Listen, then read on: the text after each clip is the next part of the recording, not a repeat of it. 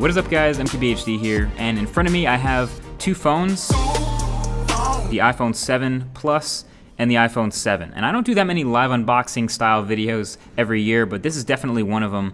And you'll notice I have the matte black iPhone 7 Plus and the jet black, so the super glossy iPhone 7. So I'm going to take a look at both of these and we'll actually compare them and hopefully get a better idea of which one you might want to get if you're considering one of the two new colors. But yeah, this is the retail box experience and this is exactly what you're going to get if you buy an iPhone 7.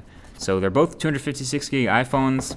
Let's go ahead and open the boxes. We'll start with the glossy black. We'll start with the jet black iPhone. You notice it's a black box. If you buy a jet black iPhone, you'll get one of those rare black Apple boxes. And right off the bat, you don't get the phone at the top. You get the Designed by Apple in California paperwork. And then there is the iPhone in all its glossy glory and the plastic on the screen protector.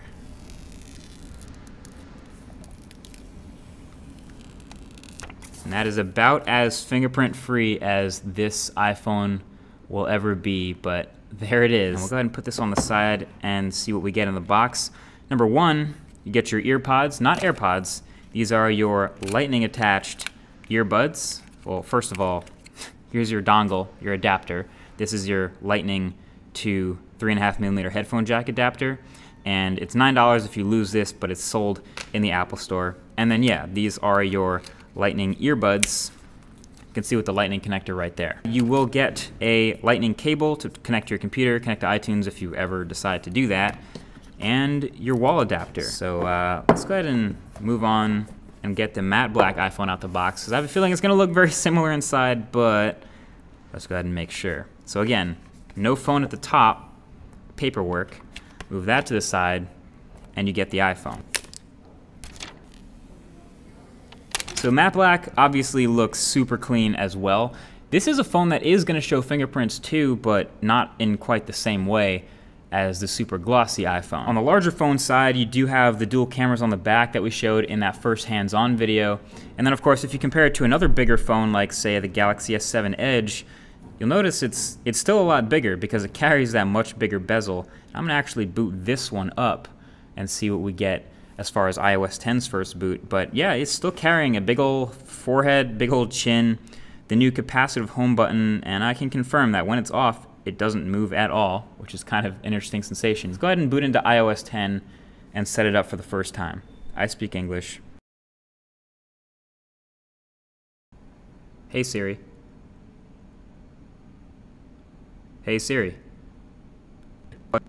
Okay, so this is definitely a new step. It's telling me to meet the new home button. So obviously on the iPhone 7, you have the home button that does not move. It's just a piece of glass and it's pressure sensitive. So when we get started here, we'll be able to choose how much, I guess, pressure feedback or with the Taptic engine will feel when we press it. So 3 is a really firm click response. 2 is the default somewhere in the middle.